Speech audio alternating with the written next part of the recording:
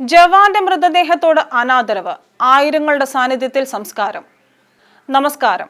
37 വർഷം രാജ്യം കാത്ത സൈനികന്റെ മൃതദേഹത്തോട് അനാദരവെന്ന ആക്ഷേപം.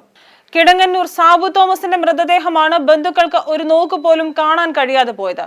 വേദനകൾക്കിടയിലും ജന്മനാട് അന്ത്യാഭിവാദം അർപ്പിച്ചു. പോലീസും BSFും സെറിമണിയൽ പരേഡ് നടത്തി. സർക്കാരിനും കളക്ടർക്കും വേണ്ടി ആദരവുകൾ.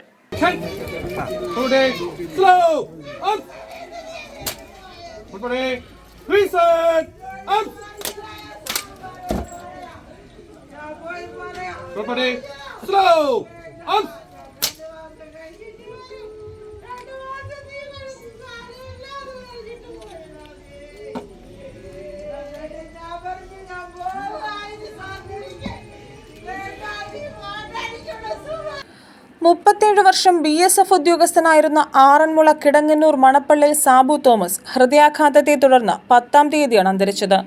BSF 170 ബറ്റാലിയനിലെ അസിസ്റ്റന്റ് സബ് ഇൻസ്പെക്ടറും ബാൻഡ് മാസ്റ്ററുമായിരുന്നു. ഒരു മാസം മുമ്പാണ് കാശ്മീരിൽ നിന്നും ആസാം ബംഗ്ലാദേശ് അതിർത്തിയായ സിൽച്ചാറിലേക്ക് സ്ഥലം മാറിയത്. നാട്ടിലെത്തിച്ച മൃതശരീരത്തിൽ സംസ്ഥാന സർക്കാരിന് വേണ്ടി ആരോഗ്യമന്ത്രിയും കളക്ടർക്ക് വേണ്ടി തഹസിൽദാറും ആദരാഞ്ജലികൾ അർപ്പിച്ചു. പോലീസിന് വേണ്ടി DYSP അർഷാദ് റീത്ത് സമർപ്പിച്ചു. വിവിധ ജനപ്രതിനിധികളും പുരോഹിതന്മാരും അന്ത്യോപചാരം അർപ്പിച്ചു. കരുണാലയം അമ്മുവീടിനു വേണ്ടി ചെയർമാൻ അബ്ദുൽ അസീസ് പുഷ്പചക്രം സമർപ്പിച്ചു. തുടർന്ന് മിഴുവേലി ഹോളി ഇന്നസെന്റ് ഓർത്തഡോക്സ് വലിയ പള്ളിയിലാണ് സംസ്കാരം നടന്നത്. പോസ്റ്റ്മോർട്ടത്തിന് ശേഷം BSFകാർ തന്നെയാണ് സൈനികന്റെ മൃതദേഹം നാട്ടിലെത്തിച്ചത്.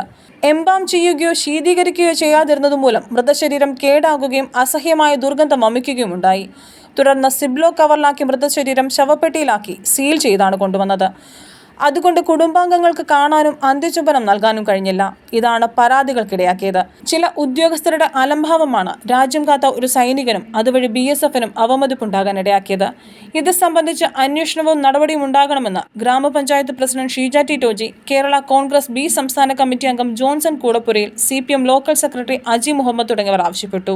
News bureau, Kozhencherry. 3 പതിറ്റാണ്ടുകൾ പിന്നിട്ട സൂര്യ, വിശ്വാസത്തിന്റെ സുവർണമുദ്ര.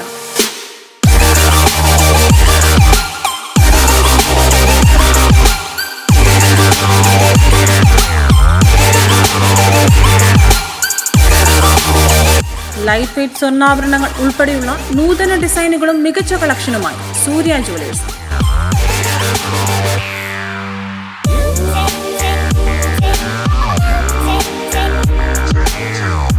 സൂര്യ ടവർ, കോട്ട.